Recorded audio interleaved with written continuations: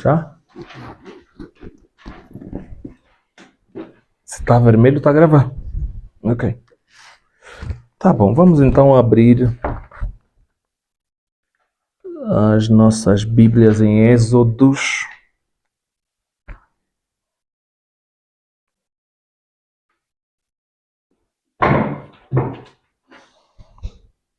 Êxodos 2.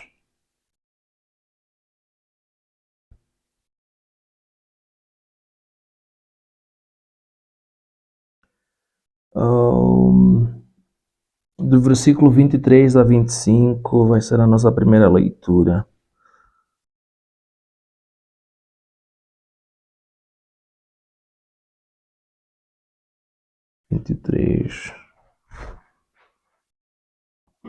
Ok, aqui o contexto é aquela de Moisés que, depois dele ter assassinado o egípcio que estava a fazer mal a um judeu, né?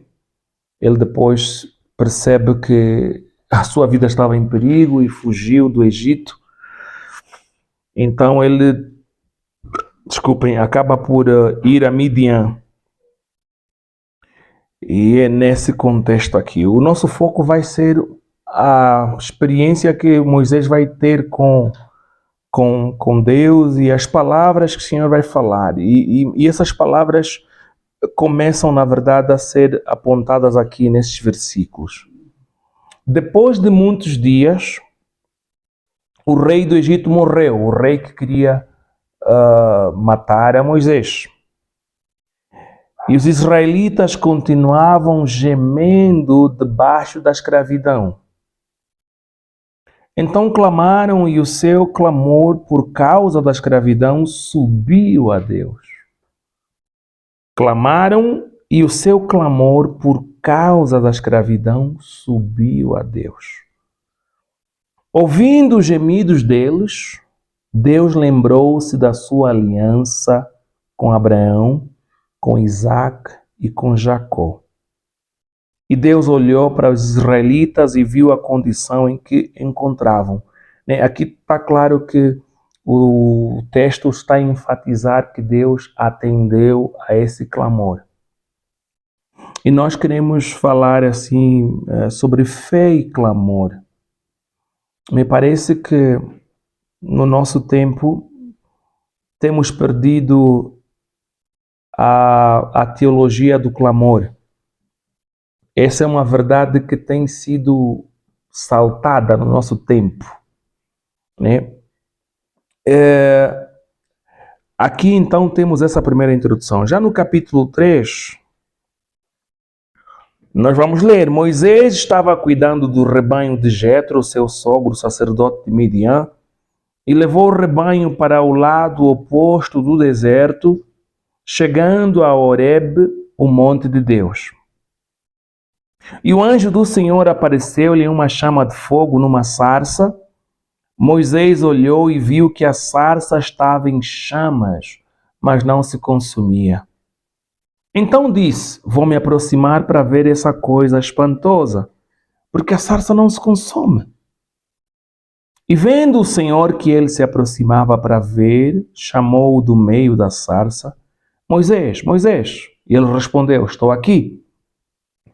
E Deus prosseguiu: não te aproximes daqui, tire as sandálias dos pés, pois o lugar em que estás é terra santa. E disse mais: eu sou o Deus de teu pai, o Deus de Abraão, o Deus de Isaque e o Deus de Jacó. E Moisés escondeu o rosto, pois teve medo de olhar para Deus. Vem aqui essa sequência nessa introdução: o Deus de Isaque, aliás, o Deus de Abraão, o Deus de Isaque e o Deus de Jacó, é nada mais do que a repetição dos versos 23 a 25 do capítulo 2. Então, nós lemos: então o Senhor disse, verso 7, tenho visto a opressão sobre o meu povo, que está no Egito, e tenho ouvido o seu clamor por causa dos seus opressores. conhece os seus sofrimentos. Mas aqui esse conhecer os seus sofrimentos é de entranhar, é de participar, é de sentir. Estamos diante de um Deus que sente, estamos diante de um Deus não separado da sua criação, antes é um Deus que se envolve nos negócios da sua criação e aqui, fundamentalmente, do povo que tem uma aliança com ele. E o versículo 8 ele diz: eu desci para livrá-lo dos egípcios e levá-lo daquela terra para uma terra boa, espaçosa, uma terra que dá leite e mel, o lugar do cananeu, do Eteu, do Amorreu, do Perizeu, do Eveu e do Jebuseu. Verso 9, ele repete: o clamor dos israelitas chegou a mim. E também tenho visto a opressão com que os egípcios oprimem. Ele vai repetir a mesma ideia que nós lemos lá no capítulo 2, versículo 23 a 25. Então nós estamos a querer ter uma conversa sobre fé e clamor. Sabemos, né, como essa história vai desenrolar. Deus vai levar Moisés, vai levantar, aqui é o chamado de Moisés, e com um braço forte, Deus vai tirar o povo dessa opressão. Mas, quando nós vemos essa forma que o texto nos apresenta, ele diz que o clamor dos israelitas chegou a mim. Uma ideia básica desse clamor seria simplesmente o sofrimento, né? O sofrimento desse povo. O sofrimento daqueles que vivem injustiça. O sofrimento daqueles que são oprimidos. Deus ouve o sofrimento dos oprimidos, Deus ouve, Deus sente a dor dos injustiçados. Essa seria a forma mais simples de nós entendermos isso. Mas quando nós voltamos a ver as palavras do versículo 23 a 25 do capítulo 2, parece que esse clamor não é apenas o sofrer, mas é também mesmo o clamar do povo a Deus. Em outras palavras, o sofredor, o injustiçado, o oprimido está a clamar: Senhor, até quando? Senhor, olha a nossa situação.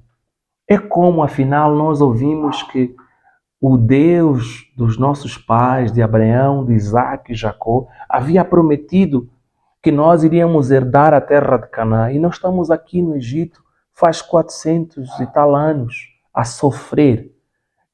Deixamos só voltar a ler. Ele diz: depois de muitos dias o rei do Egito morreu, os israelitas continuavam gemendo debaixo da escravidão. Então clamaram, e o seu clamor por causa da escravidão subiu a Deus. Eles clamaram. Eles não somente sofriam sem olhar para as promessas que haviam sido feitas aos seus antepassados. Eles tinham aquela ideia de que não, nós somos um povo. Aliás, até podemos imaginar a questão da circuncisão. Eles eram circuncisos. Por que é que nós somos circuncisos? Não, somos circuncisos porque o Deus dos nossos pais visitou ao nosso pai Abraão, fez uma aliança com ele, lhe fez uma promessa que a sua posteridade iria herdar a terra de Canaã. Por essa razão é que temos essa marca no nosso corpo. Nós somos esse povo de uma aliança com Yahweh. Então, quando a dor picava, quando o sofrimento era demais, eles clamaram a Deus. O que é que tem acontecido no nosso tempo, me parece? Nós não temos sofrido. Nós não temos sofrido as coisas que devíamos sofrer. Nós não temos sentido as coisas que devíamos sentir.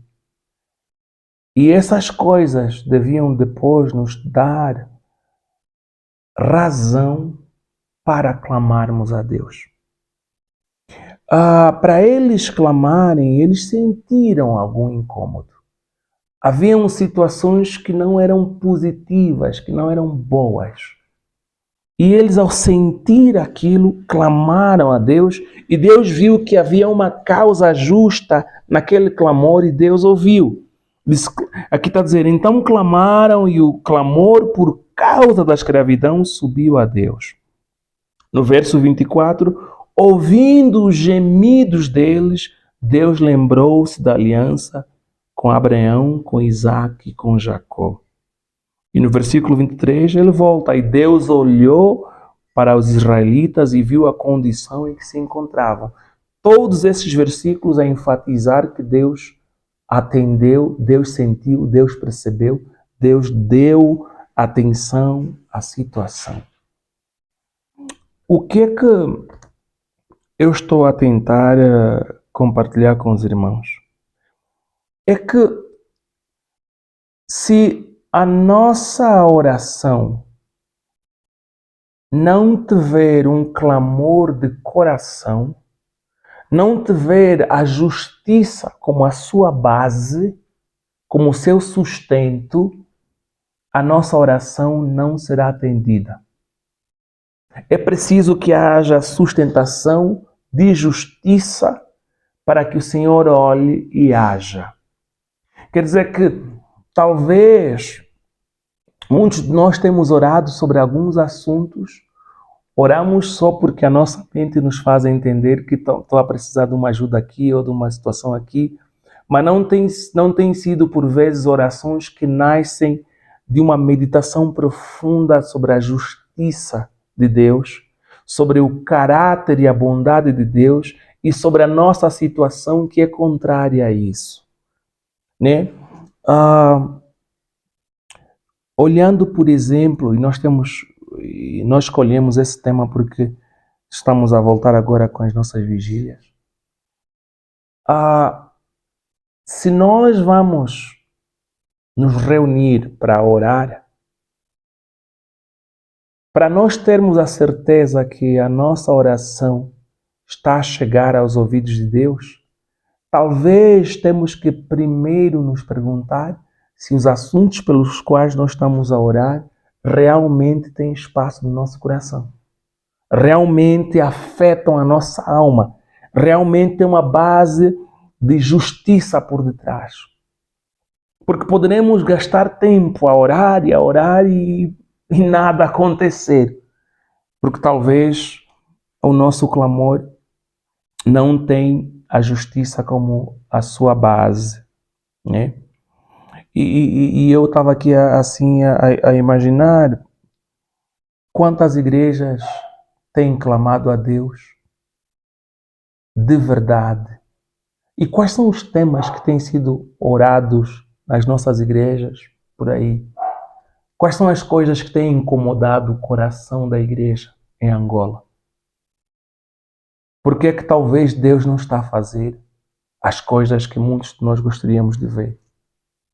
Talvez é porque nós não temos sentido. Talvez é porque nós não estamos a sofrer o sofrimento da justiça. Em outras palavras, quando olhamos para o exemplo do povo do Egito, eles estavam indignados com uma situação de injustiça clara. E o que tem acontecido por vezes no nosso tempo é que boa parte de nós nos acomodamos na injustiça. Aquilo que devia nos ferir agora se tornou normal para nós. Aquilo que devia nos escandalizar agora se tornou normal para nós. Eu não sei se esse é o meu caso. Eu lembro-me de situações em que estava com algumas pessoas e alguém contou uma piada suja. E eu ri, e depois de eu rir é que eu parei e disse, isso não é coisa para rir. E a pessoa para e diz assim, puxa senhor, como é que eu ri aquela coisa tão podre? E só depois de eu rir é que eu percebi que aquilo não era coisa para um cristão rir. E do mesmo jeito, por vezes a pessoa para e diz, não será o caso que temos aceitado muita coisa como cristãos que não devíamos aceitar. E depois nos ajoelhamos e falamos, Deus, intercedemos nisso e naquilo, e Deus olha para a nossa vida e diz assim, você tá confortável nessa coisa, isso não te incomoda, isso não dói, isso não pica, isso não fere o teu coração? Como é que você está a me aclamar agora? Como é que uma pessoa que está confortável na lama, na sujeira, vai de repente pedir que lhe lavem, que lhe limpem, que venha água para que ele tenha um corpo mais limpo? Se claramente há provas de que ama a sujeira. E quantos assuntos é que nós devíamos apresentar a Deus e que deviam ferir o nosso coração?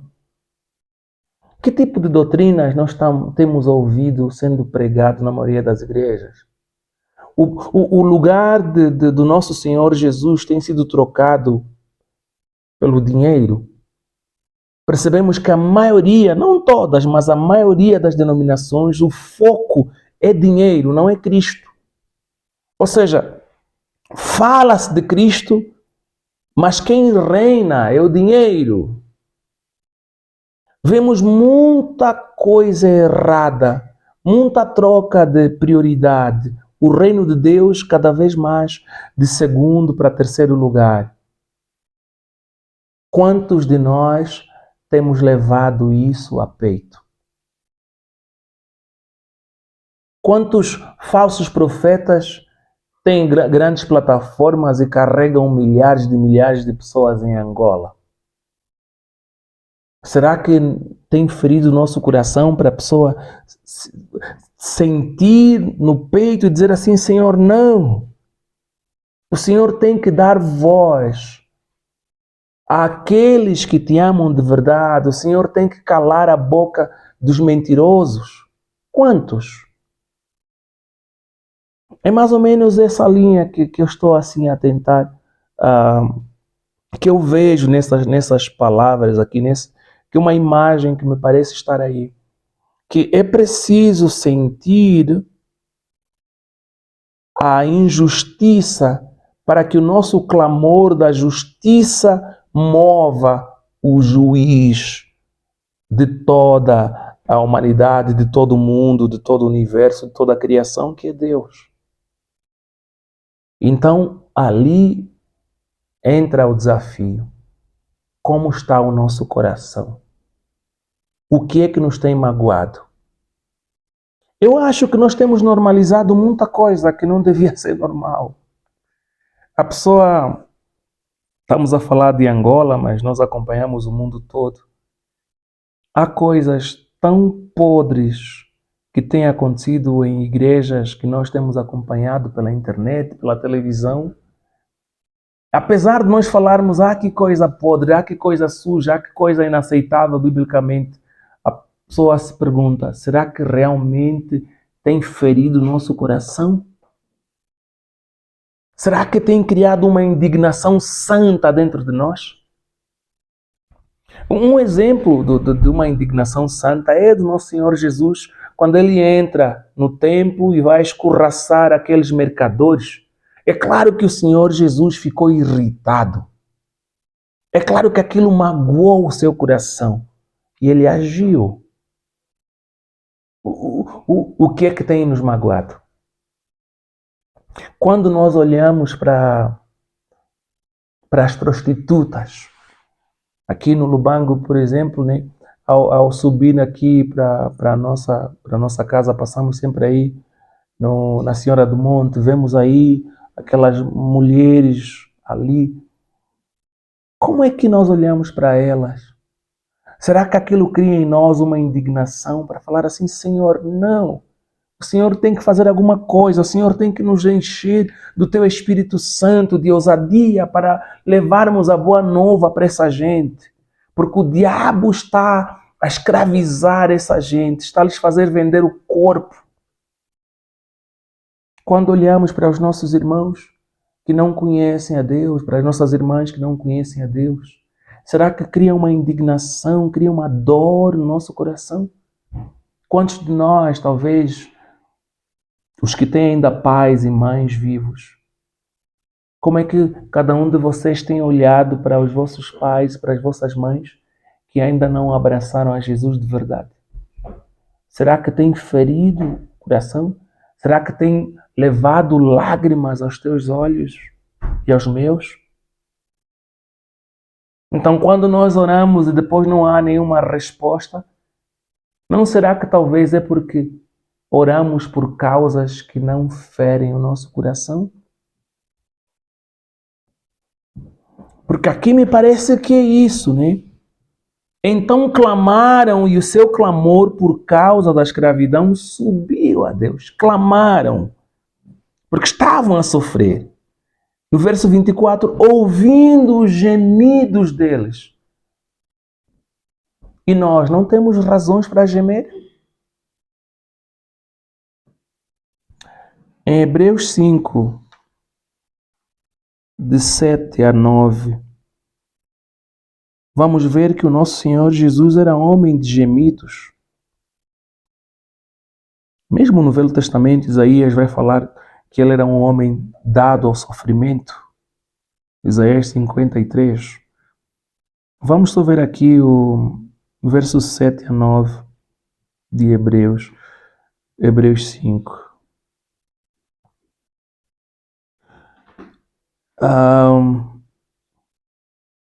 Nos dias de sua vida, com grande clamor e lágrimas, Jesus ofereceu orações e súplicas àquele que podia livrá-lo da morte. E tendo sido ouvido por causa do seu temor a Deus, achei aqui interessante, por isso é que o nosso tema é fé e clamor, porque não basta sentir e sofrer. Aqui no caso do nosso Senhor Jesus está a dizer que tendo sido ouvido por causa do seu temor a Deus. Quer dizer que por vezes você pode sentir a dor, pode clamar ao justo juiz da criação e não ter resposta porque você não teme a Ele. Então, mas vamos voltar aqui ao foco que é o nosso Senhor Jesus. O nosso Senhor Jesus, nos dias da sua vida na carne, antes da cruz, com grande clamor e lágrima, ofereceu orações e súplicas. Será que a nossa vida de oração pode ser descrita como uma vida de clamor, de grande clamor e de súplicas? Será que tem lágrimas a nossa oração? Tem sofrimento? Tem sal? E no verso 8 diz, embora sendo filho, aprendeu a obediência por meio das coisas que sofreu. Quer dizer que esse clamor de lágrimas e de súplicas tinha sofrimento, tinha dor, e uma dor embaçada na justiça. E por essa razão o Senhor respondeu, do mesmo jeito que respondeu o clamor do povo no Egito. Um outro texto também que podemos ter aqui é 1 João 3, 22. 1 João 3, versículo 22. Vamos começar do 21. Ele diz, amados, se o coração não nos condena, temos confiança para com Deus. Então, isso já vai nos dar uma ideia de como nos aproximarmos para interceder, para orar. Se o coração não nos condena, temos confiança para com Deus. Quer dizer que não vamos nos aproximar a Deus sem tendo confiança de que estamos bem com esse Deus. E no verso a seguir ele diz, e qualquer coisa que lhe pedirmos, dele a receberemos, pois guardamos seus mandamentos e fazemos o que é agradável à sua vista. É esse elemento que eu estava a dizer, que não basta sentir e clamar, é preciso que aquele que sente, aquele que clama, tenha uma vida focada em obedecer, em agradar esse Deus. É verdade, né, que se olharmos para o caso de Israel, vamos talvez dizer assim, lá no Egito, talvez não tinham tantos santos assim. E que a misericórdia de Deus, na sua piedade mesmo, cumprindo com a promessa que ela havia feito a Abraão, a Isaac e a Jacó, Deus interviu unilateralmente. Mas nós estamos a tentar usar as Escrituras com as Escrituras para nos direcionar na nossa forma de viver, na nossa forma de agir. E nós estamos a falar do clamor, por quê? Porque nós queremos seguir essa vida disciplinada de intercessores, de pessoas de oração, de discípulos dedicados. E aqui podemos ver, de alguma forma, uma fórmula de como nós termos respostas nas nossas orações. E aqui João está a dizer: se o nosso coração não nos condena, nós então temos confiança para com Deus. E é assim que qualquer coisa que nós pedirmos, dele receberemos. Vamos pedir o quê? Vamos clamar sobre o quê? Sobre as coisas que têm a ver com a justiça de Deus. Sobre as coisas que agradam o coração de Deus. Sobre as coisas que nós sabemos que necessitamos de intervenção do alto. Não acho que é justo estarmos a clamar a Deus as coisas que Deus pôs ao nosso poder fazer. O nosso clamor tem que ser as coisas impossíveis que sabemos que só Deus pode fazer. Essa tem que ser a nossa visão. Clamamos a Deus para que Deus faça as coisas que só Deus pode fazer. Não as coisas que os livros podem fazer. Não as coisas que a eloquência humana pode fazer. Não as coisas que a nossa inteligência, os nossos truques podem fazer. Não, as coisas que Deus e somente Deus pode fazer. O povo de Israel no Egito estava limitado, estava escrava, tinha barreiras à direita e à esquerda. Mas Deus era superior a Faraó. E Deus é superior a Faraó, a todos os faraós do nosso tempo. Deus é superior aos nossos presidentes, aos nossos ministros, aos nossos pastores, aos nossos bispos. E muitas das coisas que essas pessoas por vezes fazem são como coisas de Faraó.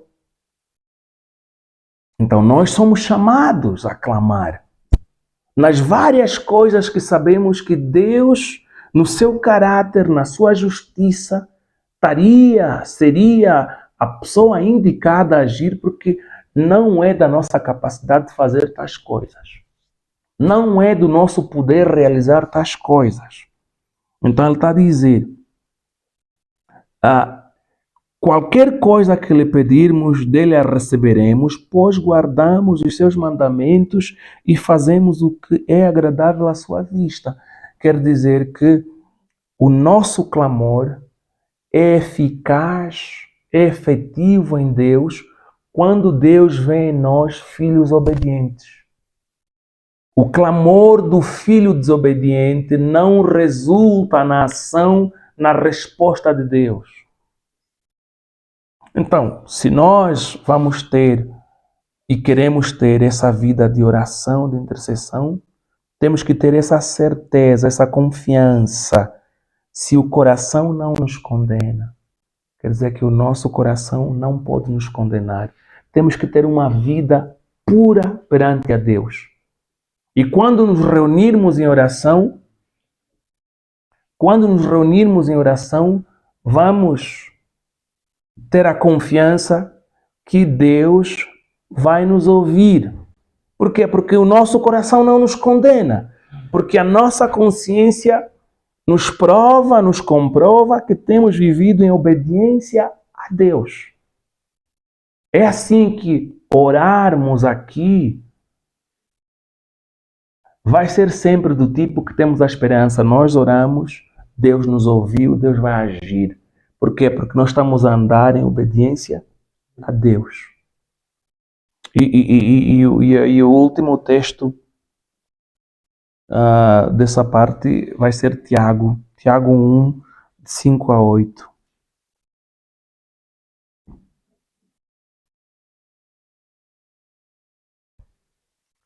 Tiago vai dizer algo bem interessante, né?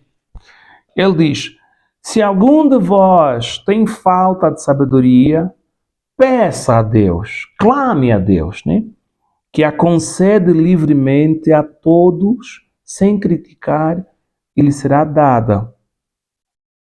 Verso 6. Peça, porém, com fé, sem duvidar. Pois quem duvida é semelhante à onda do mar, movida e agitada pelo vento. Verso 7. O tal homem não deve pensar que receberá do Senhor alguma coisa. Versículo 8. Pois vacila e é inconstante em todos os seus caminhos. Em outras palavras, ele está dizendo assim, olha, se há alguma necessidade entre vocês, e aqui o exemplo é o caso da sabedoria, mas não deve ser não é a única coisa que nós podemos pedir a Deus. Se há alguma necessidade espiritual que vocês têm, peçam a Deus e Deus vos dará. Atenção, ele diz, esse vosso pedido tem que ser com fé, não pode ser a vacilar, não pode ser com dúvida. E a pergunta é, temos orado? Temos clamado? Será que estamos a clamar com fé? Temos a certeza, temos a segurança de que o que nós estamos a clamar, Deus está a ouvir, Deus está a agir? Porque se não tivermos fé, e que muitas das vezes acontece no seio das igrejas e no nosso seio também, cada um de nós poderá pensar quais são as orações que nós fizemos só por fazer. Não, porque o moderador pediu, vamos orar sobre esse tema, eu orei sobre aquele tema. Mas será que você orou na certeza de que não? Deus está a me ouvir, Deus está a nos ouvir e Deus vai agir em relação a isso? Porque se falta a fé, nada vai acontecer. Eu lembro-me de um servo de Deus americano, né? Segundo a história. Ele foi numa igreja e essa igreja estava a orar e no final do programa de oração ele disse, epa, agora eu entendo por que essa igreja está espiritualmente assim fraca. Porque percebi que vocês oram sem fé. Tive a ouvir as vossas orações e vi que a vossa atitude de oração é mesmo só de, pronto, é hora de orar, vamos orar. Não há zelo, não há aquela convicção de que o que nós estamos a pedir é justo e o justo juiz vai concretizar.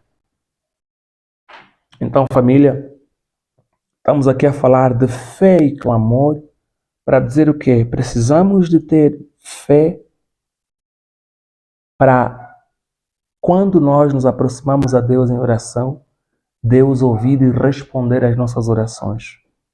Precisamos clamar a partir de um coração rendido à justiça de Deus, que sente, um coração sensível à honra e à glória de Deus. Um coração que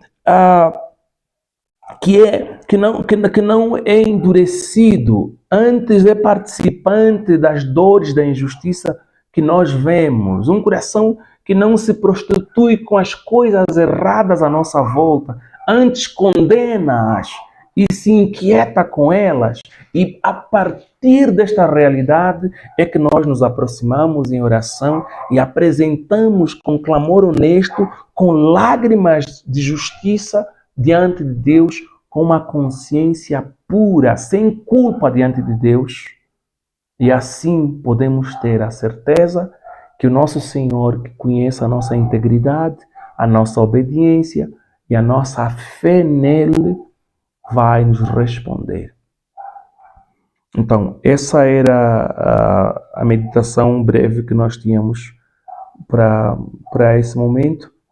E vamos então dar o espaço para os irmãos que tiverem alguma coisa a falar, ainda que não sejam gravados, porque têm vergonha de ser gravados. Mas está aí o microfone para qualquer um que tiver alguma coisa para.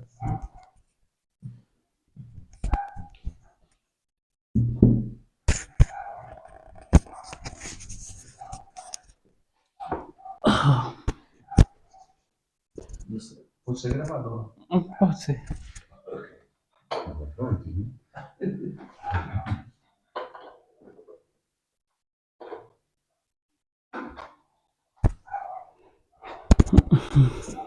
Não sei se vou dizer bom dia, boa noite, bom dia. Então, o estudo foi profundo e bom. E é sobre isso, né? A oração é o nosso meio único e eficaz para comunicar-se com Deus.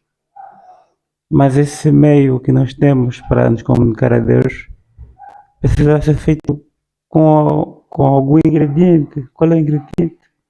A fé. O que acontece em algumas igrejas, né? É o conformismo, é a mesmice. A falta de ousadia em Cristo, a falta de sabedoria e a falta da comunicação, né, entre irmãos e a retidão com Cristo provoca o caso de que a igreja fica meio que fria, né? A igreja vai efetuando orações por formalismo, né? Formalidade. Tem que orar porque tem que orar. Tem que ter objetividade. A oração com objetividade é aquela que é feita com fé. Então, sem fé, a nossa oração é quase que nula, porque nós não estamos a orar, nós não estamos a comunicar com qualquer entidade, é Deus a nos ouvir e Deus conhece os nossos corações e responde, atende às orações quando nós fazê-las com fé. Então, minha contribuição quanto ao assunto é esse. Não vai falar? Não quer ser gravado?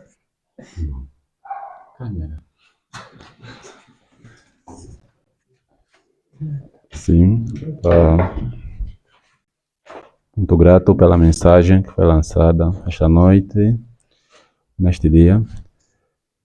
E com relação à oração, há muito o que se dizer, não é?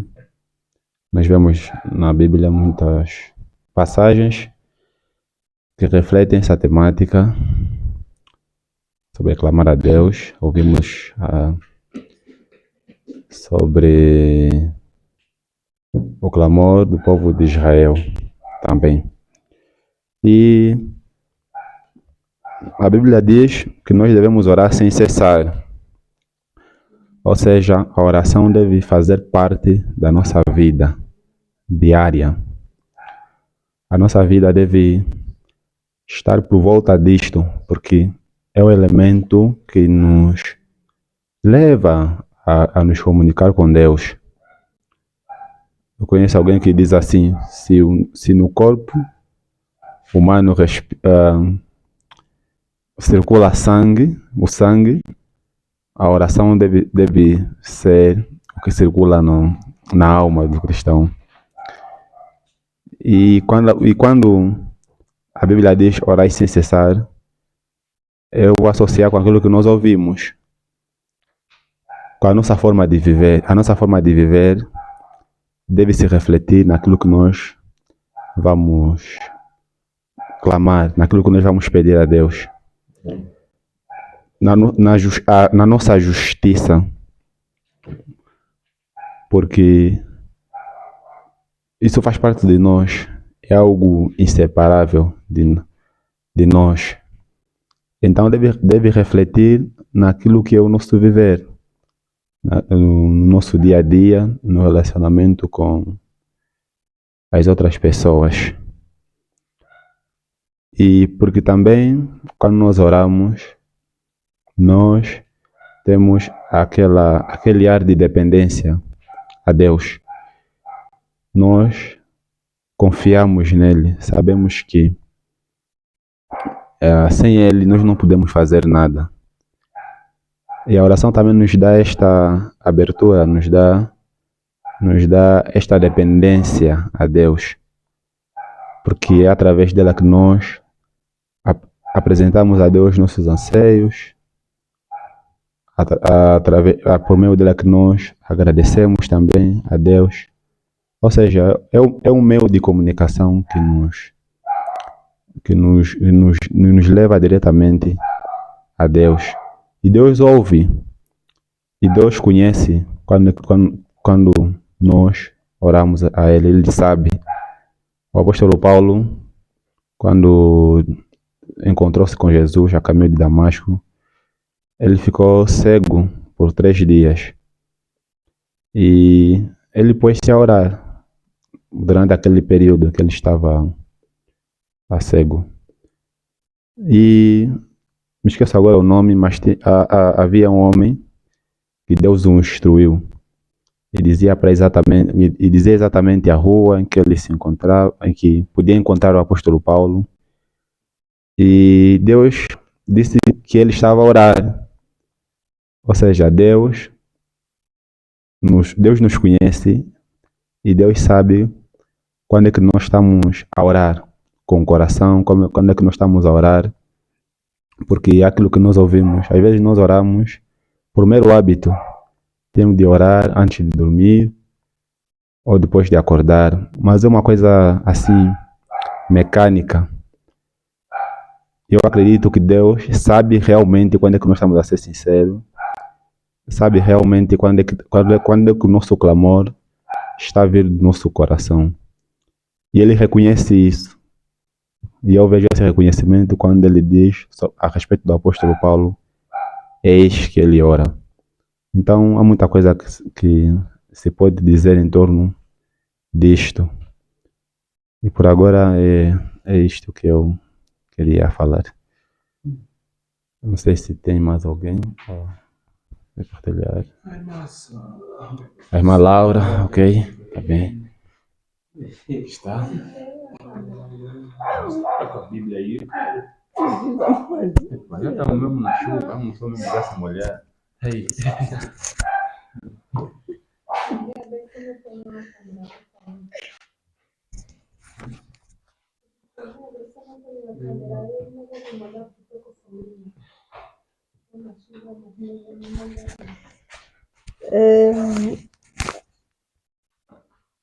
Primeiro eu queria agradecer a Deus pela palavra, porque quando eu ouvi,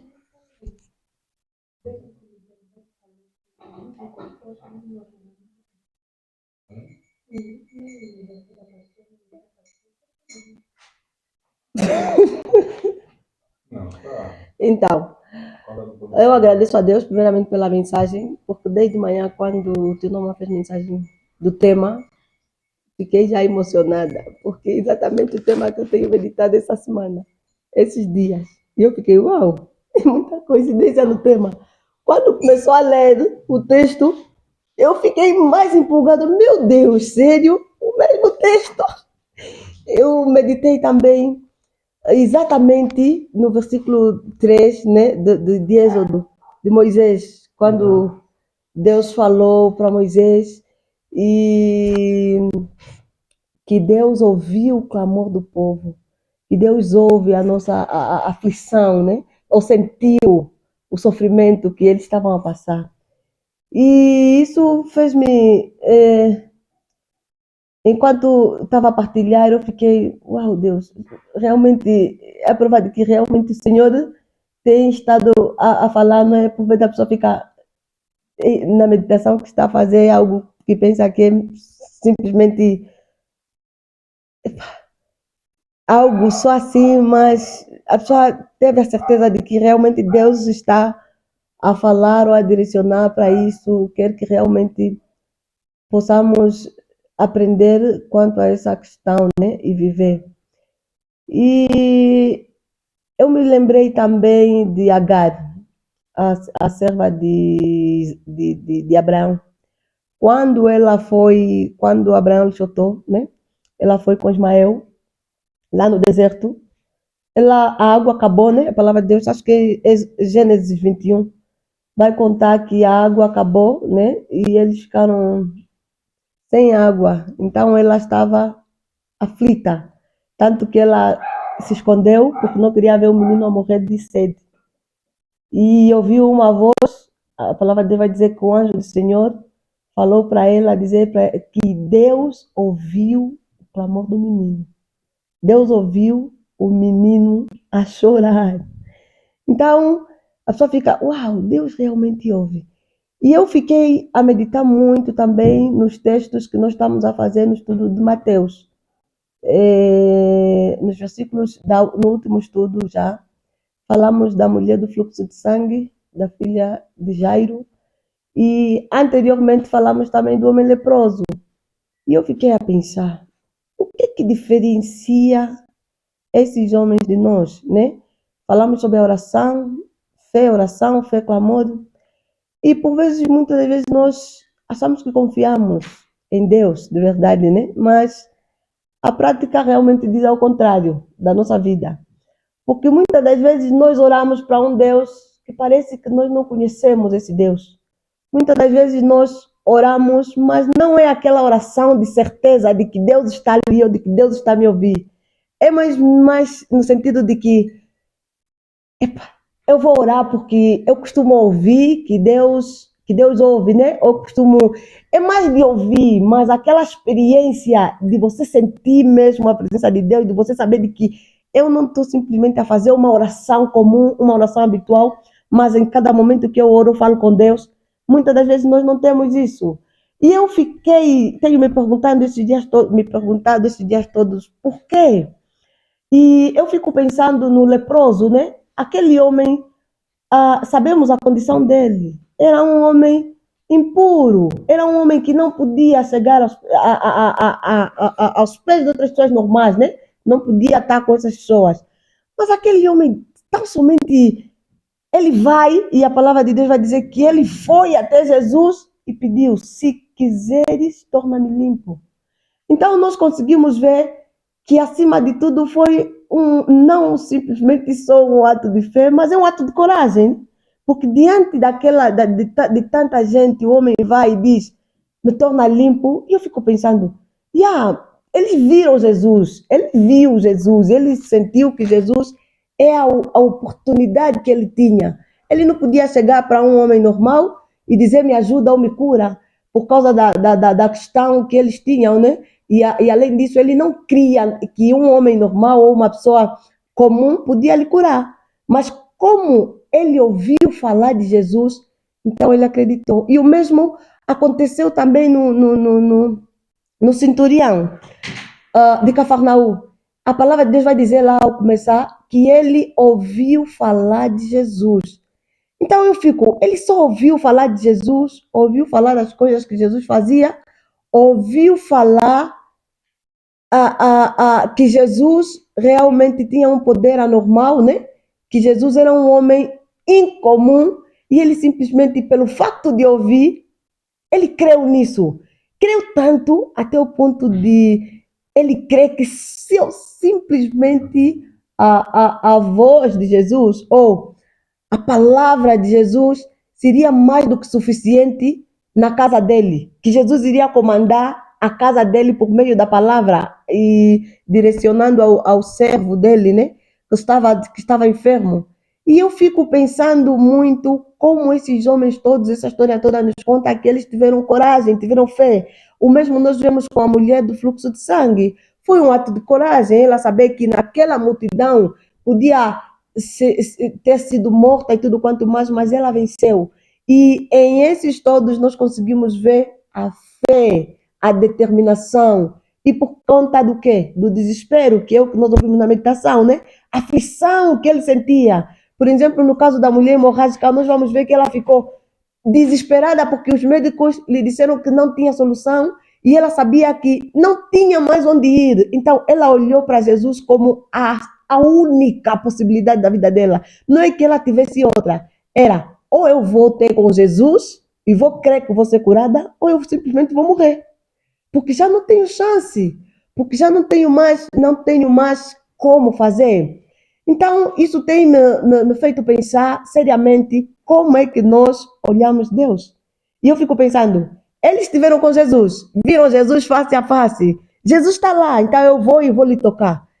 Jesus está lá, não na minha casa, o caso do homem centurião.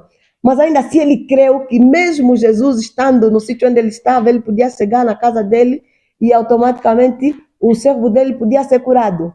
E eu me pergunto, será que nós temos essa percepção de que Jesus está aqui? Que Jesus está comigo? Porque muitas das vezes nós falamos de um Jesus que muitas das vezes nós não sentimos que ele está conosco. É tipo, você ora, oh Deus, oh Jesus, mas poucas vezes você sente ou você fica com aquela certeza de que Jesus está comigo. Então eu fico pensando, meu Deus, como é que nós vamos ter a certeza que esses tiveram se nós não cremos no Deus que nós servimos? Falamos que confiamos, falamos que buscamos, mas é um buscar de distanciamento. A palavra de Deus diz que Deus é um Deus de proximidade, de intimidade. E muitas das vezes nós não temos isso. Aquilo é simplesmente um buscar de algo comum, um buscar porque aprendemos assim, um buscar porque ouvimos assim, porque vemos as pessoas fazerem assim, mas aquela intimidade, aquela proximidade, aquela certeza de você saber de que assim como ele esteve lá com aqueles que ele curou, eu sei que ele está comigo. E até conosco eu fiquei pensando, meu Deus, conosco é ainda mais preocupante, né? Porque Jesus passou simplesmente, né? Por exemplo, quando falamos dos cegos de Jericó, Jesus só estava a passar. E eles aproveitaram a passagem de Jesus pedindo. E nós estamos a falar que nós somos cristãos. A palavra de Deus diz que aquele que é cristão, Jesus vive dentro dele. Então nós estamos a falar que Jesus vive conosco. Jesus está conosco. Meu Deus, Jesus está comigo, vive comigo. E eu não tenho coragem, eu não tenho fé, eu não tenho a certeza de pedir algo e crer que eu vou receber. E tal conforme nós lemos, né, em 1 João, lemos o capítulo 3, eu vou ler talvez o 5, 14, que diz assim: esta é a confiança que temos nele, que se pedirmos alguma coisa segundo a sua vontade, ele nos ouve. E sabemos que nos ouve em tudo o que pedimos, sabemos que alcançamos as petições que lhe fizemos. Então, nós temos confiança que se pedirmos alguma coisa e se for de acordo com a sua vontade, ele nos ouve e nos atende. Mas ainda assim nós não pedimos com essa fé, com essa confiança. As nossas orações muitas das vezes não são assim. Eu cheguei a uma conclusão. Pai, é porque nós não te conhecemos. Porque quando nós ouvimos falar de fé, as pessoas que mais têm fé ou que mais vão contar de testemunhos que viram Deus agir nas suas vidas, na vida de outras pessoas por meio da fé, por meio da misericórdia de Deus, você vai ver algo em comum na vida dessas pessoas. Tem intimidade com Deus. Todas as pessoas que realmente conseguem ver que Jesus é um Deus de perto, é um Deus que age porque essas pessoas convivem com Ele. Não é porque só buscam de vez em quando, não é porque só buscam quando estão aflitos, não é porque só buscam quando precisam de alguma coisa, mas são pessoas que vivem com Deus, que conhecem a Deus e eles sabem qual é o Deus que eles buscam. E não é simplesmente o Deus de Abraão, de Isaac e de Jacó, mas é o Deus dessas pessoas. E muitas das vezes nós só buscamos o Deus de Abraão, de Isaac e de Jacó e ainda não chegou a ser o nosso Deus, ou não temos a percepção de que o mesmo Deus da Bíblia é o meu Deus. Parece que é só o Deus deles, é só o Deus de alguns. Parece que alguns, por isso é que muitos têm a percepção de que alguns são escolhidos ou são mais especiais do que os outros. É mais porque alguns decidem doar-se, decidem acreditar, decidem crer de todo o coração. E muitas das vezes nós não decidimos isso. Nós ficamos simplesmente na contramão ou no medo, né? Às vezes é o medo de que, será? De que se eu crer, será que é verdade? Será que ele me ouve mesmo? E talvez estamos a falar para pessoas que buscam a Deus e que dizem que buscam a Deus, oram constantemente, mas várias vezes vão orando, fechando os olhos e em sua mente, será que está a me ouvir? Será que não é só uma oração que chegou na chapa? Será que não é só algo de falar? Porque nós não temos intimidade com Deus. Então eu cheguei a uma conclusão.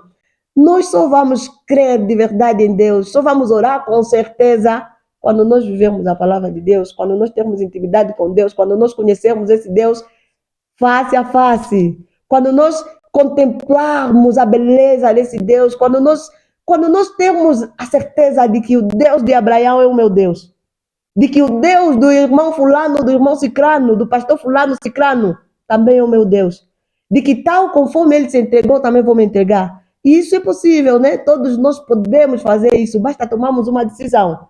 Deus, assim como entraste na vida do fulano, assim como aquela mulher te tocou e creu, eu também vou crer que orando o Senhor vai me ouvir. Eu também vou crer que quando eu clamar a ti, o Senhor vai me atender. Então, nós precisamos realmente de mais entrega, precisamos de mais contato com esse Deus para melhor vivermos a fé, para melhor, para orarmos com certeza e sabermos de que Ele é um Deus que vê. Ele é um Deus que conhece a nossa aflição, Ele é um Deus que conhece a nossa dor. Então, era isso que eu gostava de falar. Mamãe? Bem, não. Bem, para não ser repetitiva em relação a tudo aquilo que os irmãos já disseram, quando eu pensei no tema que foi proposto, entre as várias coisas que eu poderia pensar, uma das coisas que surgiu para mim foi o momento em que Deus atende o clamor. E a Bíblia tem alguns relatos que mostram que nem sempre o clamor é atendido enquanto nós ainda estamos vivos. E isso me fez lembrar daquilo que Deus diz sobre Abel. Em Gênesis 4,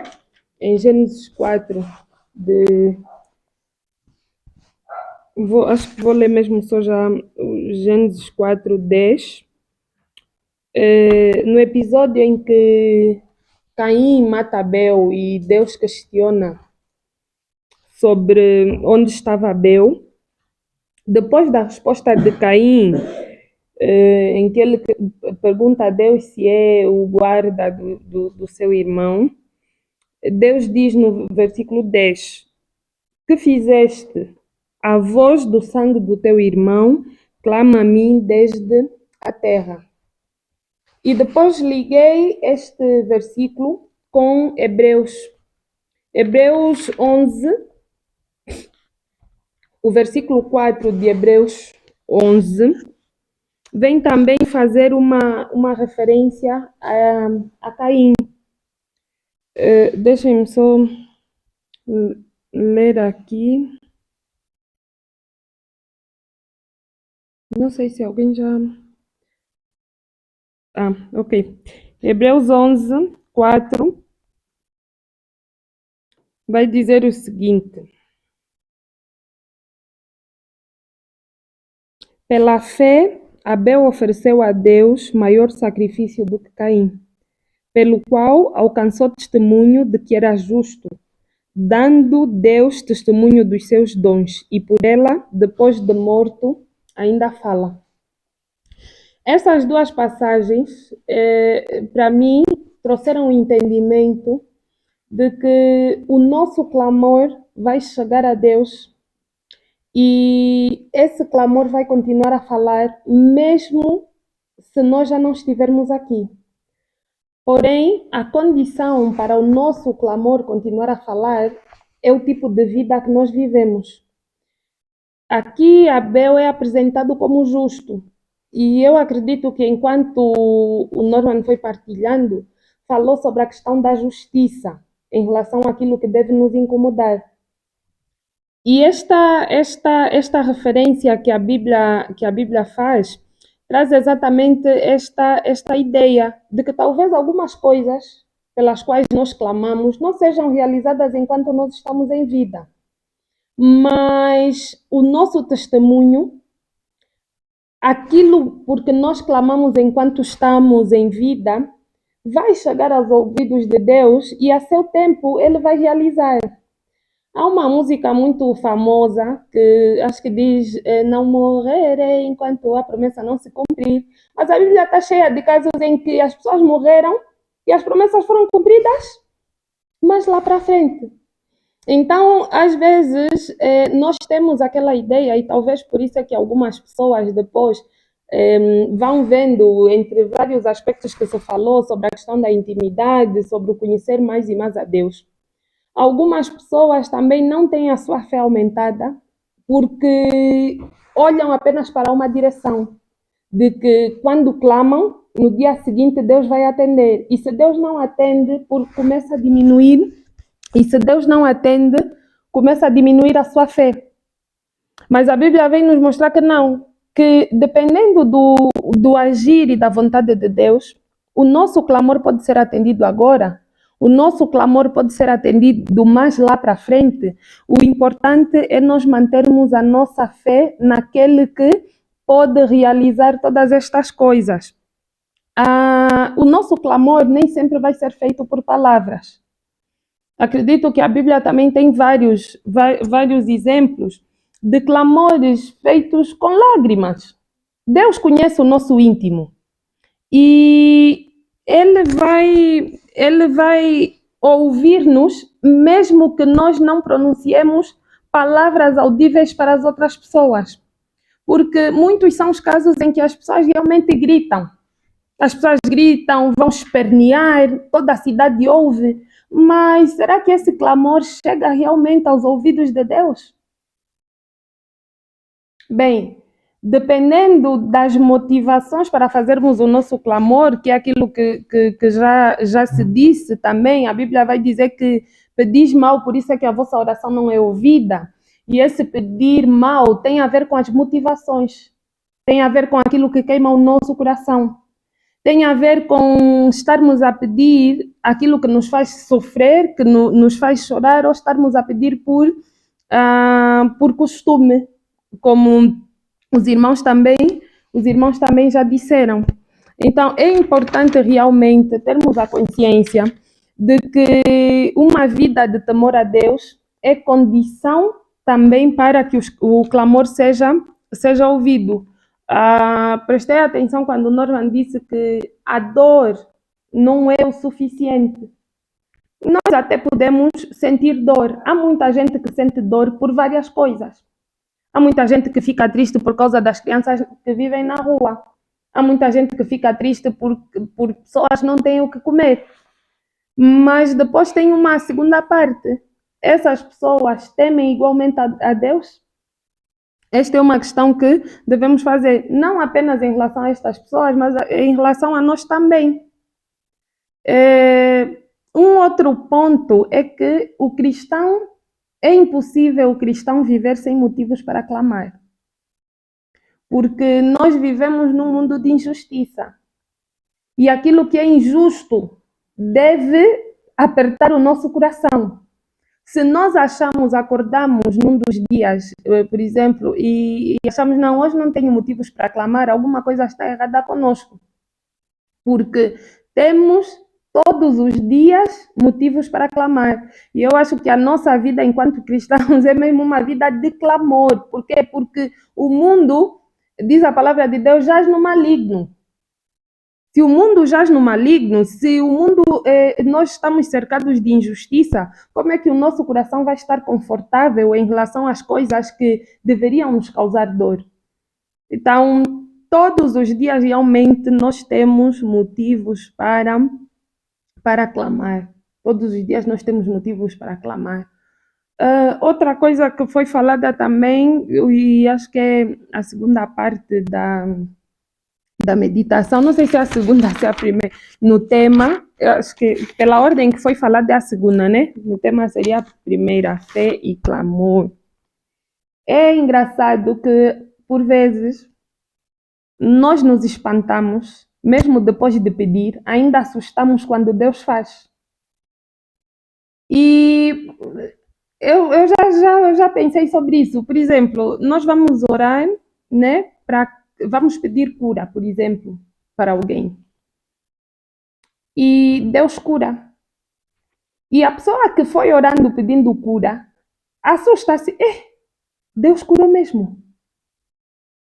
E a questão é, quando nós fazemos esse tipo de perguntas, não demonstramos uma espécie de falta de confiança? Essa é mesmo uma questão, né? Para refletirmos. Nesses casos, Deus cura sempre por causa daquele que pede? Ou, por vezes, Deus cura por causa da fé daquele que confia na oração da outra pessoa? Porque, às vezes, como disse, acontecem realmente essas situações, que alguém vai orar, mas depois assusta-se com o agir de Deus. Deus fez mesmo, esse curou mesmo, afinal. E às vezes eu vou me questionando em relação a isso. Terá Deus curado por causa daquele que pediu, mas assustou-se, revelando falta de fé? Ou Deus pode atender o clamor daquele que faz mesmo sem fé, mas atende por causa daquele que vai se beneficiar da oração? No caso, o que vai ser curado, que acreditou na oração da pessoa, que acreditou na pessoa que fez a oração por si. Então, estes são os pontos que eu queria ressaltar aqui, com maior ênfase realmente para a ideia de que nem sempre o nosso clamor será atendido enquanto nós tivermos vida. Mas se nós formos achados justos diante de Deus, é possível sim que outras pessoas testemunhem sobre aquilo porque nós andamos a chorar, mesmo que nós já não estejamos aqui nesta terra.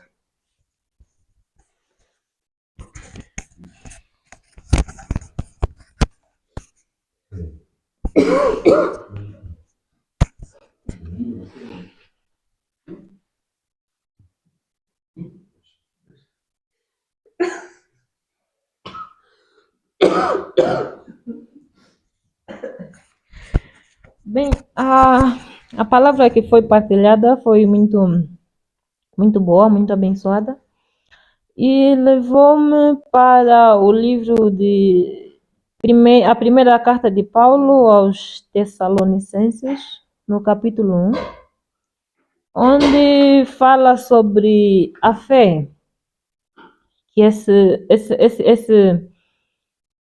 este povo teve.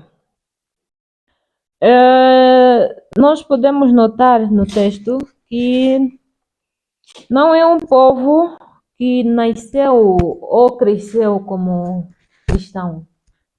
Tornaram-se em função de terem ouvido o Evangelho, em função de terem partilhado com eles a mensagem de Cristo, a mensagem de salvação.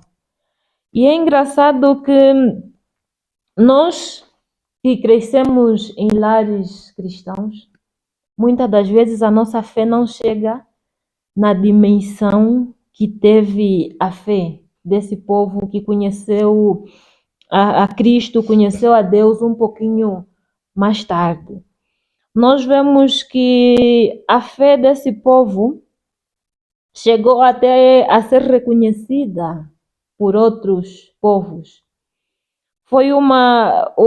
Teve uma abrangência tão grande que não limitou-se simplesmente para o lugar onde eles viviam, mas chegou para outros lugares.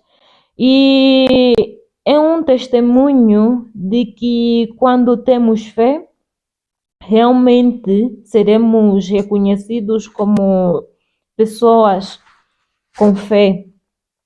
E que não importa o momento em que recebemos o Evangelho, não importa o momento em que somos alcançados pelo Espírito Santo.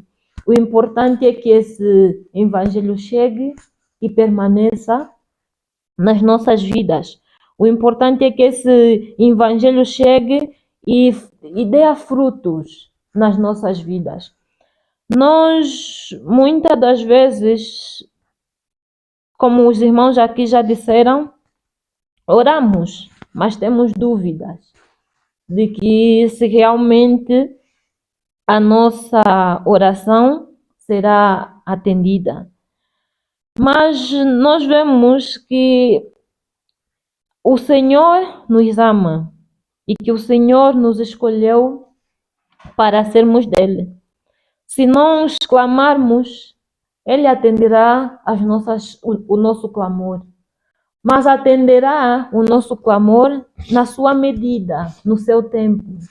Nós não temos que fazer pressão a Deus, nós não temos que pedir contas a Deus, porque às vezes nós oramos o primeiro dia, oramos o segundo dia, mas no terceiro dia queremos fazer como se fosse um ajuste de contas, como se Deus fosse um trabalhador nosso que tem que atender as coisas que nós pedimos no momento em que nós pedimos. Porque é assim que nós fazemos com aqueles que têm uma certa relação de subordinação a nós. Exigir, exigir respostas das orientações que nós damos, exigir respostas de determinadas questões que nós fazemos. Mas de Deus nós vemos que é completamente diferente. Ele não é o nosso trabalhador, não é o nosso subordinado, e nós temos que nos limitar em aguardar que as suas respostas venham, sejam elas positivas ou negativas, mas elas virão. O Senhor, ao seu tempo, responde e da forma como Ele quiser. E nós vemos que aqui também há um testemunho de que esse povo tinha um comportamento que podia ser reconhecido por outros povos. Diz que, embora tenham sofrido muito, vocês receberam a mensagem com aquela alegria que vem do Espírito Santo. Muito diferente de nós, que muitas das vezes, quando estamos em situações difíceis, em situações que nos deixam um pouquinho estressados, nos sentimos no direito de duvidar, de reclamar, de resmungar e de fazer as coisas do nosso jeito, ao nosso tempo. Mas nós vemos aqui um testemunho de que foi um povo que, embora tenha sofrido, ainda assim permaneceu com a sua fé viva, com a sua fé ativa. E devemos parar e nos perguntar até onde já chegou o testemunho da nossa fé. Porque a fé deve servir como testemunho para que outras pessoas também olhem para nós e sintam que devem caminhar como nós, porque como cristãos devemos ter um testemunho, mas um testemunho puro, que inspire outros cristãos, de modos a demonstrarmos que não é impossível caminharmos confiando em Deus. Não é impossível esperar que as coisas sejam feitas no tempo de Deus. Então, é uma mensagem que vem para nos fazer lembrar mais uma vez que devemos ter calma, que devemos ser pacientes, que devemos ser sábios, que devemos sempre pedir discernimento a Deus sobre a forma como devemos agir diante da aflição. Sempre que estivermos aflitos, devemos clamar a Deus e pedir: Pai, já não sei o que fazer, não sei onde ir, não sei como fazer, ajude-me a ter paciência, ajude-me a ser sábio e a saber lidar com as respostas que o Senhor tem a me dar. Acho que essa deve ser sempre a nossa oração. Pedir, mas acrescentar sempre que seja feita a sua vontade, tal como oramos sempre no Pai Nosso. Que seja sempre feita a vontade do Senhor. É que nós às vezes oramos, nós oramos, mas nos esquecemos das palavras que contêm na oração do Pai Nosso.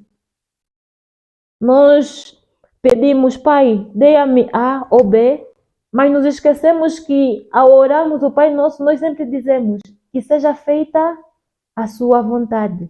Mas quando estamos aflitos, esquecemos que tem essas palavras na oração do Pai Nosso, que foi uma oração ensinada por Jesus Cristo a nós. Então, não devemos nos esquecer. É difícil, sim. Impossível não é, porque temos testemunhos, temos na Bíblia, encontramos vários relatos de que não é impossível viver na fé, não é impossível caminhar de acordo com a vontade de Deus. Nem tudo acontece como nós queremos, mas acontece alguma coisa. Como disse a nossa irmã Marina, nem sempre os frutos serão refletidos diretamente para nós. Mas para as outras pessoas, se partirmos para os que ficam, mas que tenhamos sempre paciência.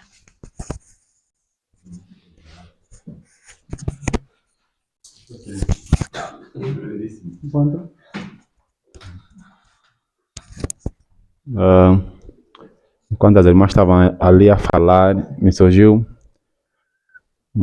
algumas coisas na mente. E achei muito interessante, né? As duas últimas abordagens. Nunca tinha pensado da maneira como a irmã Marina abordou. E acredito que faz todo sentido.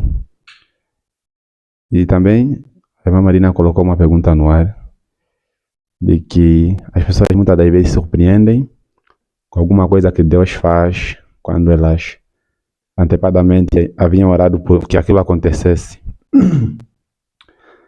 E eu acredito que, em primeira instância, que é Deus aumentando a nossa fé. Porque eu acredito que existem níveis de fé. E se calhar alguém vai perguntar, se existe nível de fé, qual é o medidor? Não sei qual é o medidor. Não sei dizer se existe um medidor, não sei. Mas eu acredito que também tem a ver com o conhecimento que nós temos do próprio Deus. Eu também já tive experiências do gênero, que me surpreendi com alguma coisa que eu mesmo que pedi ao próprio Deus. E a pessoa depois se espanta. Oh, isso aconteceu, a pessoa se surpreende. E eu vejo... Ou seja, nós somos ensinados, não é? A respeito de um Deus que criou os céus e a terra, a um Deus que levantou um homem para formar uma nação, o Deus de Abraão, o Deus de Isaac, o Deus de Jacó. E às vezes nós oramos olhando nessa perspectiva, a considerar o Deus de Abraão, o Deus de Isaac, o Deus de Jacó, mas aquilo é algo que está apenas, como é que eu digo isso? É um hábito, se assim posso dizer, não é? É o conhecimento que nós temos do próprio Deus, às vezes não nos dá a possibilidade de entendermos o agir dele mais profundamente. Porque nós às vezes nós oramos, o Senhor, Criador de todos da terra, ó Deus de Abraão, de Isaac e Jacó, e não conhecemos esse Deus, às vezes. Por isso é que muitas das vezes, quando acontecem coisas que nós pedimos a Deus, e nós nos surpreendemos, afinal de contas aconteceu. E eu acredito que este ato, que esta situação, acaba por aumentar o nosso nível de fé, de formas a que, quando situações do gênero voltarem a acontecer, a pessoa não se surpreende tanto, do tipo, isso já aconteceu uma vez, Deus pode fazer isso e muito mais. Ou, por exemplo, o caso de Jó, depois dele ter passado aquilo tudo, ele disse que eu só ouvia falar sobre Deus, mas acabei por vê-lo. Então, tem muito a ver com o conhecimento que nós temos a respeito do Deus, do próprio Deus que nos foi anunciado, ou que lemos a partir das Sagradas Escrituras. Porque às vezes nós pensamos que são histórias apenas. O que Deus fez, o que Deus tem feito, são histórias, né? Histórias de conto de fadas. Muitas das vezes nos surpreendemos, afinal de contas, é verdade que Deus pode curar uma enfermidade, é verdade que Deus pode interceder por alguém que está numa situação difícil da vida. E isso, de certa forma, acaba por aumentar o nosso nível de fé. E eu, por exemplo, eu atualmente não me surpreenderei se me disserem que uma pessoa ressuscitou. Não será novidade para mim. Por causa dessa situação do conhecimento que a pessoa passou a ter depois de uma experiência que anteriormente a pessoa nem tinha noção de que podia acontecer, mesmo tendo a noção do que Deus pode ou podia fazer. Penso que é isso aqui, né?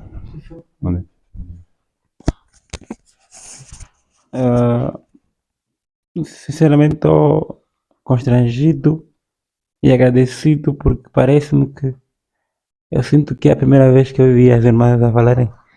Desde que conheço a comunidade, acho que é a primeira vez que vi as irmãs a falarem tão profundamente, mas tão profundamente sobre questões ligadas à fé.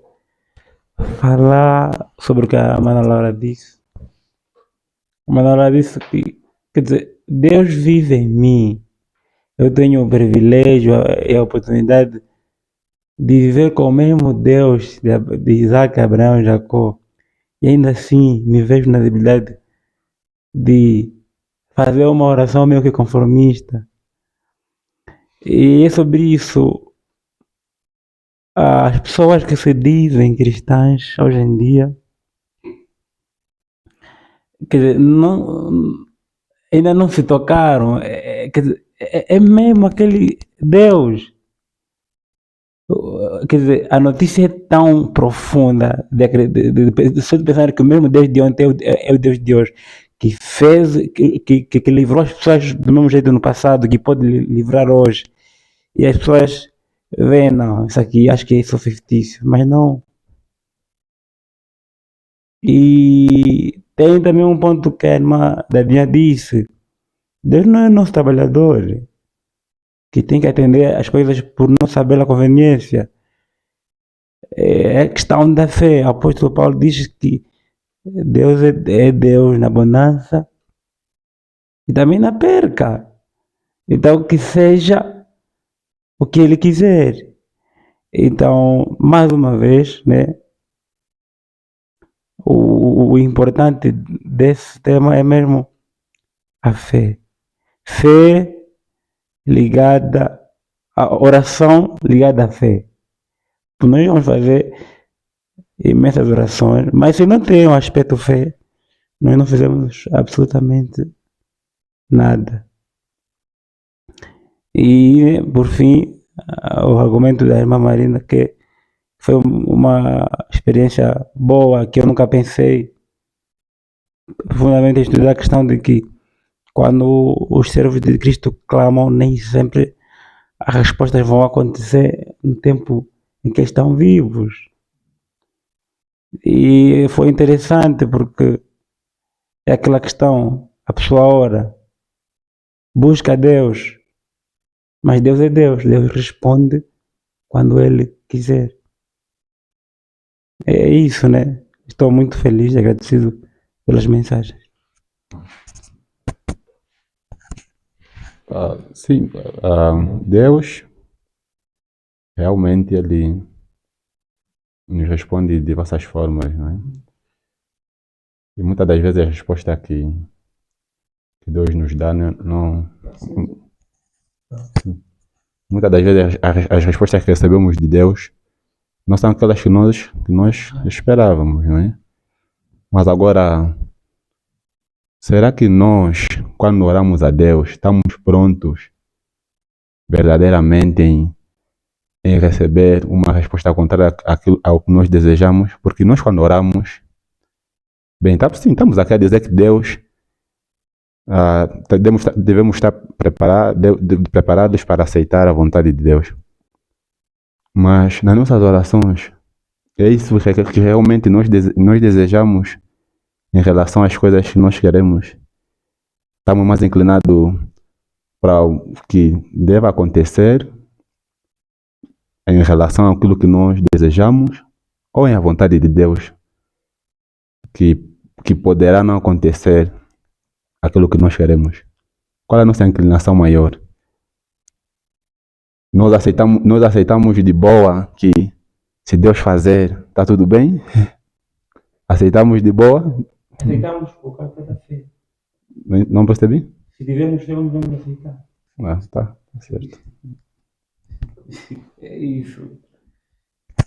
Porque Deus é Deus. Deus é um ser transcendental.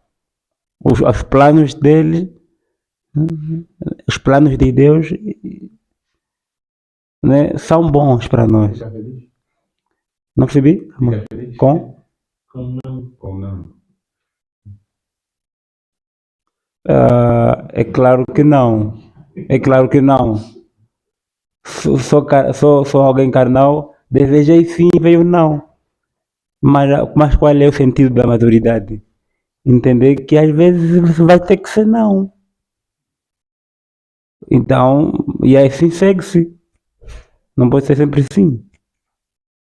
Talvez seja um pedido que está mais ligado à minha realização, não à vontade de Deus. Então eu tenho que entender ou não. Eu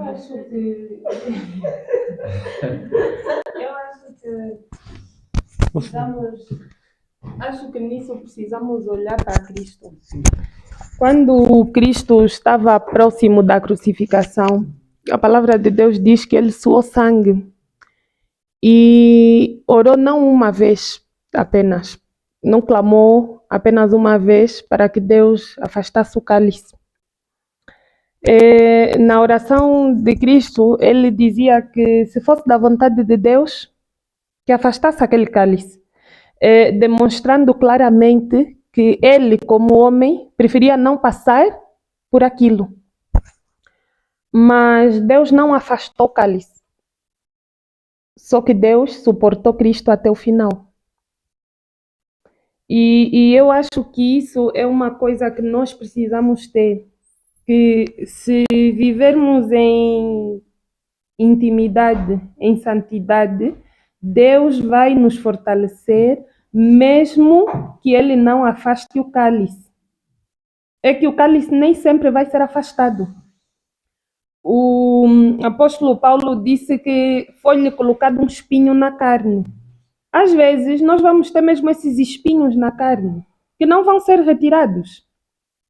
Mas o mesmo Deus que não afasta o cálice por conta do propósito, é o mesmo Deus que vai nos capacitar a suportar todo o caminho e vai nos fazer chegar até o final. Agora, isto está dependente do nível de intimidade que nós temos e da vontade que nós temos em fazer, ou do empenho que nós temos em fazer a vontade de Deus. É que se nós vivermos realmente no centro da sua vontade, nem sempre vamos nos alegrar, porque nós também temos as nossas expectativas e Deus nos conhece. E a forma como Deus nos mede não é a maneira como as outras pessoas nos medem. Às vezes nós queremos nos medir queremos achar que Deus nos mede do jeito que as pessoas nos medem. Então já achamos, bem, fiquei triste por a resposta ter sido não. Deus assim já está a achar que eu cometi um grande pecado. Mas nem sempre Deus vai olhar para nós nessa perspectiva. Por quê? Porque Deus sabe que o não entristece, porque era uma coisa que você queria. Mas de que maneira vais lidar com o não? Como é que vais receber o não? O que é que vais fazer em relação a esse não? Vais ficar a resmungar como os israelitas? Vais ser murmurador? Ou vais dizer, Senhor, faça a tua vontade na minha vida e eu sei que estarás comigo até o final. Porque o espinho dói mesmo. Cristo não passou por aquela aflição toda porque ele não conhecia o sofrimento. Ele conhecia o sofrimento, sabia as coisas pelas quais ele iria passar. Por essa razão é que ele pediu a Deus. E em momento algum nós vemos na Bíblia dizer que Deus se irritou com Cristo por fazer aquela oração, a pedir que se fosse da sua vontade afastasse o cálice. Porque Deus entendia o momento. Deus nos conhece melhor do que nós, melhor do que qualquer outra pessoa.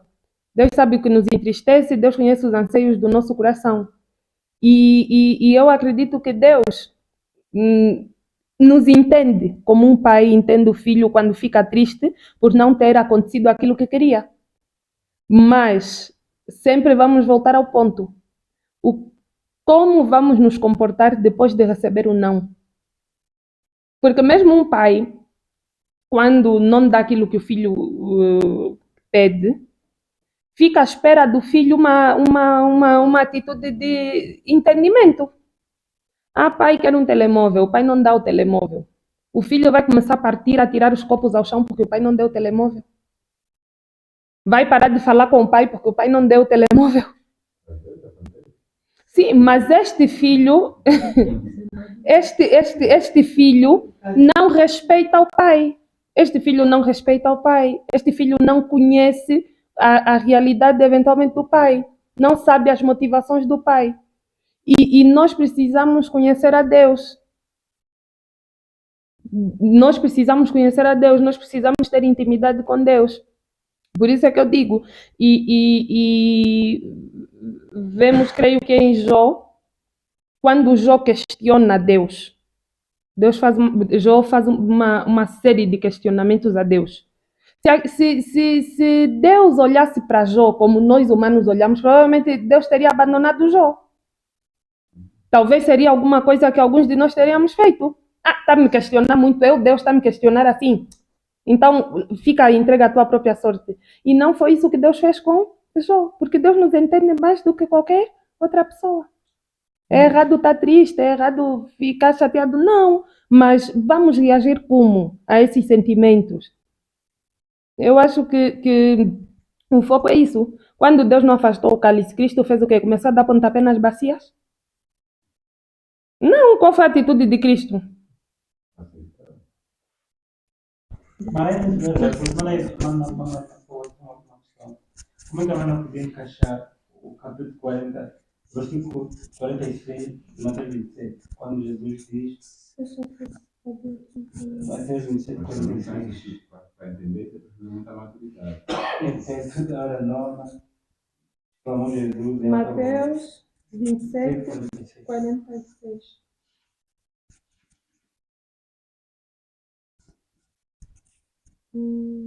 Sim. Porque me desamparaste, né? Por alguma razão eu achei que alguém haveria de questionar o porquê me desamparaste. Eu não sei se estou enganada, mas eu acho que já tivemos algumas meditações sobre isso. O 46, né? E o meu entendimento deste versículo, não é a ideia de que alguns dizem, não, naquele momento houve uma separação e Deus realmente abandonou a Cristo porque Cristo estava cheio de pecado. Já ouvi, né, algumas pessoas a dizerem isso. Como Cristo vestiu o pecado de toda a humanidade, então Deus abandonou o seu próprio filho. Mas eu acredito que não é isto. Não sei se há algum dos irmãos que poderia ajudar a prestar um esclarecimento, mas para mim esse versículo nunca foi um sinônimo de que Cristo foi realmente abandonado por Deus. Eu acho que era uma hora de término, Cristo estava a entregar a sua vida. Obviamente que o corpo morto já não tem espírito. E naquele momento Cristo estava já a conhecer praticamente a sua morte. Então, eu acho que ele tinha o entendimento de que o espírito abandonaria o corpo e não propriamente de que aí, naquele momento, Deus tinha se retirado, até porque Deus ficou ali durante todo o tempo em que Cristo padeceu. Não sei se um dos irmãos pode dar um esclarecimento mais detalhado sobre isso. Sim, que nós falamos realmente sobre essa questão do porquê que me abandonaste. Sim, e há uma referência, eu acho que é uma referência em Salmos também sobre isso, a questão do abandono, desta separação. Jesus estava a orar e a oração que ele estava fazendo. Era uma referência ao Salmo. A oração era o Salmo 22. Uhum. Ele estava a orar o Salmo 22. Acho que era um jeito de fortalecer, né? Quando nós vemos os autores bíblicos a citar o Velho Testamento, eles não citavam um versículo, ainda que ele falasse um versículo, mas ele tinha em mente todo o capítulo. E todo o capítulo, a oração do salmista lá não é de desamparo, é oração de fé, é de certeza que Deus vai lhe vindicar, que Deus está com ele.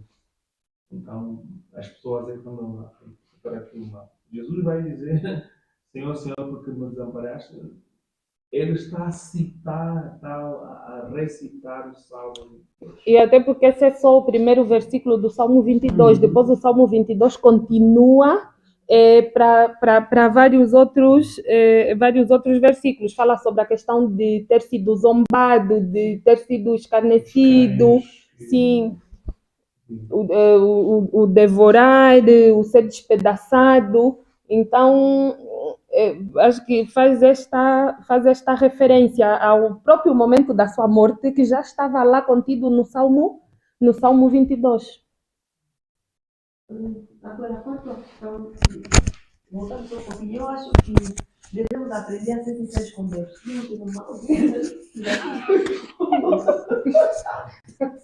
Pode afastar. A luz está assim ainda. Apareceste a primeira, aparece. Eu acho que nós devemos aprender a ser sinceros com Deus, porque muitas das vezes nós achamos que Deus não conhece. Tipo, temos que nos lembrar sempre que antes mesmo de nós orarmos, Deus já sabe o que nós vamos pedir. Deus já conhece o nosso coração, Ele já sabe o que nós queremos, porque por vezes nos contradizemos. Por exemplo, na música que nós cantamos, né? Cada vez mais perto. Você fica, Deus mais perto. Mas até a pessoa que está falando mais perto. O coração bem longe. Só que está falando Deus mais perto de mim. Fica 2 horas, 4 horas na internet e 5 minutos a orar. Agora me diz, você que está perto de Deus ou que está distante? Nos contradizemos. Então Deus conhece realmente o nosso coração. Eu acho que devemos não aprender a ser sinceros com Deus. Pai, eu gostaria de estar mais perto de ti. Mas o meu coração está longe. E os meus atos estão cada vez mais distantes. Porque muitas das vezes nós não aceitamos, ou quando falamos de não aceitar a vontade de Deus, tipo, ficamos com medo, né, de dizer, Deus, eu gostaria que fosse sim, porque se me ajuda a aceitar. Se for não, eu quero te honrar. E eu acho que isso é uma questão de maturidade, né? A aceitar a decisão de Deus, independentemente daquilo que for. Seja feita a tua vontade na minha vida. Se acontecer, amém. Se não acontecer, ainda assim, meu Deus, não vai deixar de ser meu Deus, porque o Senhor deixou de fazer isso ou aquilo. Porque eu acho que isso tudo também vai mostrar o foco, né, da nossa vida. Porque quando nós buscamos a Deus, o nosso foco, a nossa mente, o nosso coração está com Deus, as coisas que nós pedimos a Deus, né, e tipo, em volta das coisas que nós precisamos nessa terra para viver uma coisa para melhorar a nossa vida, ou nós desejamos uma coisa ou outra. Acima de tudo, o nosso foco vai ser, tudo bem, eu não tenho talvez o emprego que eu queria, né?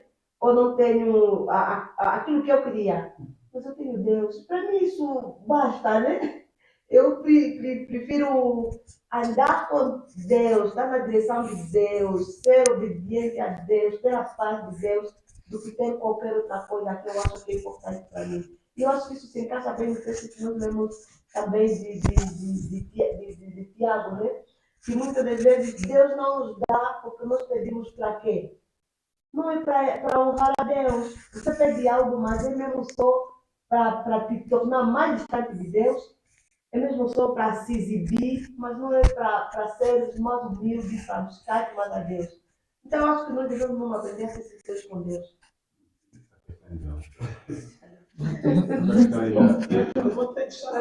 Não,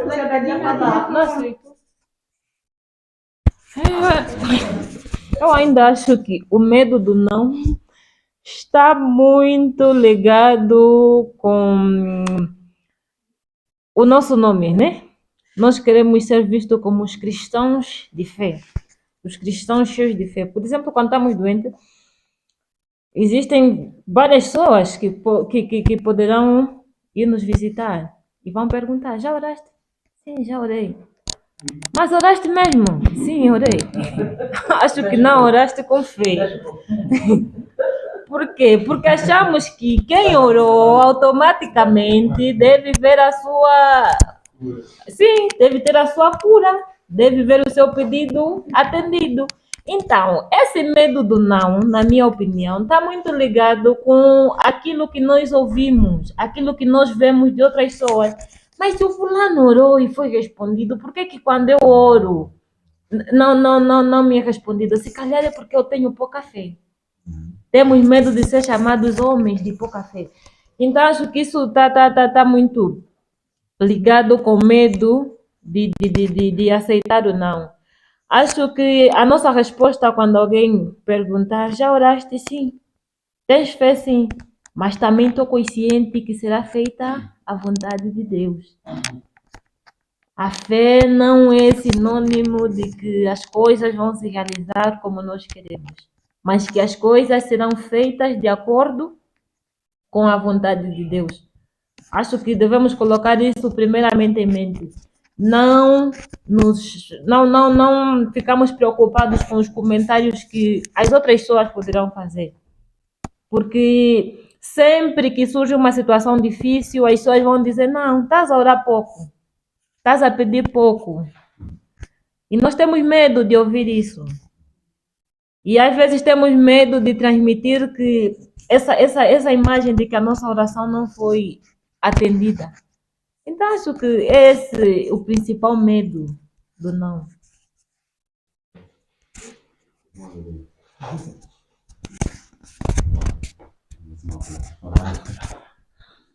Bem, nós estávamos a considerar aqui a questão de termos maturidade, né, em relação às respostas de Deus. E essa questão da maturidade é muito essencial, porque muitas pessoas se tornaram ateias por conta disso, por conta de uma frustração. Deus não lhes atendeu e eles olharam para Deus como sendo alguém que foi injusto com eles, a considerar também o que eles fez por outras pessoas. O fulano orou e Deus o atendeu. Na minha situação, não foi possível. Orava a Deus a favor da minha mãe que estava doente. Infelizmente acabou por morrer. E muitos deles se tornam ateus por causa disso, por falta da maturidade. E isso é por causa, muitas das vezes, de sistematizar, e aí eu concordo com o meu Norman, a teologia sistemática, às vezes, acaba por ser perigoso, porque ela vai delimitar: Deus agir daqui até aqui. E você vai se limitar nisso, que Deus é assim, age daqui até aqui. E se você ver que Deus agiu fora dos limites, vai te surpreender, tá a ver? Eu, por exemplo, eu já tive com pessoas que estavam a orar, estavam a pedir coisas que Deus não lhe prometeu. Senhor, eu quero a minha bênção, quero não sei o quê. Como é que falam? Como é que eles falam? Como é que eles falavam? Falavam. Aquela canção Hã? Aquela canção famosa. restitui o que é meu, essas coisas assim. Agora, se Deus não te atender, Deus não vai te dar. Deus não é um fantoche, né? Deus não é um brinquedo. Deus não é o Aladim que está na lâmpada e você vai pedir os desejos e ele vai te dar. Deus não está dentro de um sistema, não é? E muitas das vezes isso é perigoso. E até irritante mesmo, porque você está a colocar Deus, né, como sendo um fantoche teu, né? É como aquelas marioneta, até não digo, né? Quando a pessoa vai botar o lixo, né? Tem o sítio onde põe o vidro, plástico, e a reciclagem, tá a ver? As pessoas estão a pensar que Deus é assim. Pronto, agora vai. Tá a procurar que tipo de vidro? Vidro assim, tá bom, vai lá no X, vai encontrar. Plástico, tá bom, vai no X, vai encontrar. E isso aqui acaba por frustrar as pessoas, porque você vai dizer, Deus, me devolva o que é meu. Primeiro que a nossa vida, a nossa salvação já foi por um ato de misericórdia da parte do próprio Deus. Deus não nos deve nada para nós começar a exigir dele. E quando Deus não nos dá, é claro que nós vamos ficar frustrados. Você estava à espera de alguma coisa da parte de Deus e Deus não te dá. É claro que você vai ficar frustrado. Você está doente. O teu pastor te diz, jejua 3 dias a seco. Você vai jejuar 3 dias a seco, só vai aumentar na tua doença que você já tinha. Você vai ficar frustrado. Tá vendo? É como se fosse uma receita. Uma fórmula. Tá vendo? Eu já ouvi fases que estava a passar mal. E conversava com o irmão Norman. O irmão Norman só me falava já de jejum, não sei o quê. Eu disse, poxa, também quero aquela experiência do irmão Norman, de 3 dias. Mas não é assim, Deus não vai agir assim. Nem sempre Deus vai agir da mesma forma. Porque Deus não é. Sim, Deus não vai agir da mesma forma, porque Deus não é limitado. Contigo agir de uma forma, com outra pessoa vai agir de uma outra forma. Então as experiências que nós vamos ter com Deus são experiências diferentes. O mesmo Deus que age de formas diferentes. E é o mesmo Deus que dá dons também diferentes aos homens. Então, é uma questão de maturidade mesmo. Uma questão de maturidade, como já também ouvimos aqui, de fé e de fé para compreender a vontade de Deus em nossas vidas. Porque se nós não entendermos isso, vamos ser pessoas ateias, pessoas frustradas, não é? Podemos ser consideradas até como apóstatas. Porque nós vamos achar que Deus é injusto. Daqui a pouco vamos acabar no álcool. Daqui a pouco somos prostitutos. Daqui a pouco estamos longe da vontade de Deus. Daqui a pouco estamos no fogo do inferno. Então, temos que ter muito cuidado com essas questões.